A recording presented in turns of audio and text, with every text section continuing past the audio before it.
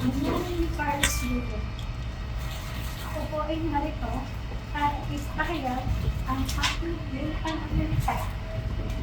Hindi sa gitna sa aming pamilya at ang aking anak ko. Ang aking Virginia na si Lois San Jose. Umagot na kasi ito sa makakaalarang ng sitwasyon. Dahil buong sambayanan, alam na at nakaabak na sa mga susunod na salita ng bawat isa na kailan dapat ang ganitong hindi pagkakaunawaan naway na ng lamang pribado at inaayos sa personal na paraan. Hindi ako perfectong ina at alam ng Diyos na hindi ka din perfectong anak at walang perfectong pamilya. Walang ibang hangad ang isang ina na hindi ang ikabubuti ng kanyang anak at sa bawat miyembro ng pamilya. Sa paraan ng marahas, maingay, sana'y maunawaan mo na ang intensyon ko ay malinis. Ako ay isang ina na saktan dahil ang mabait na anak na pinalaki ko pinaayos at mabuting pa ako. Hindi na nakikinig sa mga paglabais ng magulang. Kung mali man, kung naging pagpulak ko sa nobya mo, humihingi ako ng patawad dahil nanay lang ako na nag-aalala. Pagda ka na, kaya mo nang magdesisyon para sa sarili mo, bukas ang aming pimpunan sa kahanan, may pera ka o wala, kung nanalisin mo bumalik sa akin. Hindi na pwedeng buwiin ang nasabi, ang amin lang, handa na ako ang papa mo mag-usap tayo ng bukas ang loob na may pangunawa anumang oras na handa ka. Pag uwi mo, ano pag maayos ito? Hindi kailangan ng ibang tao na malaman ang mga alipan dahil hindi nila alam ang buong kwento at hindi nila ito lubos na nangunawaan.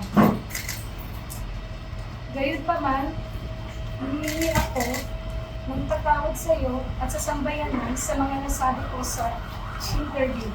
Pagod at puyat ako sa kapapanood sa iyo ng mga panahon na yun. Hindi makatulog sa tuwa kahit tapos na ang iyong laban. Hindi ako nakapag-isip ng mabuti nang nirapido ako ng mga tanong ng mga reporter tungkol sa bagay na dapat ay tayo lamang ang nag-ayos. Matawad ako.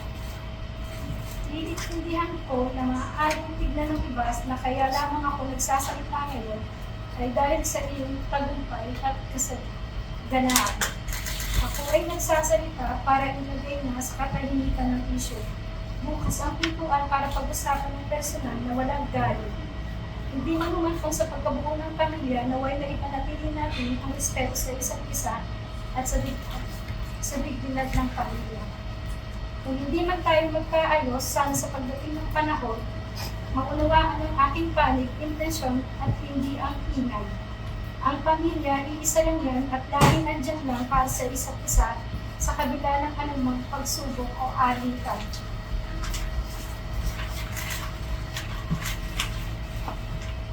Ito'y pilit natin unawain hanggang wala na tayong naisip kung hindi ang mag-ayos siguro. At sa sambayan naman, sana ay pagdiwang na lang natin ang tagumpay ng anak ko, gumawa ang anak ko ng kasaysayan para sa ating bansa.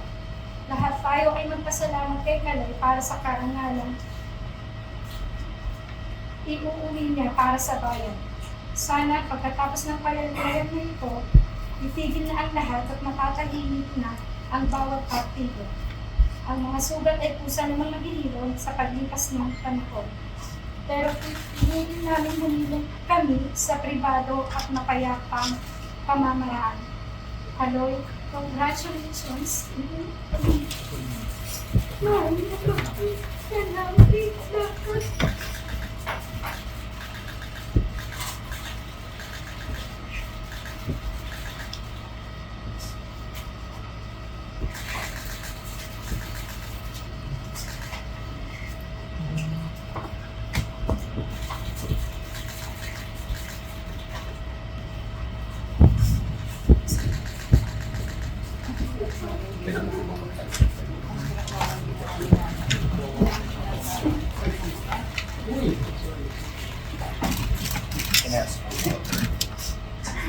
Tubig.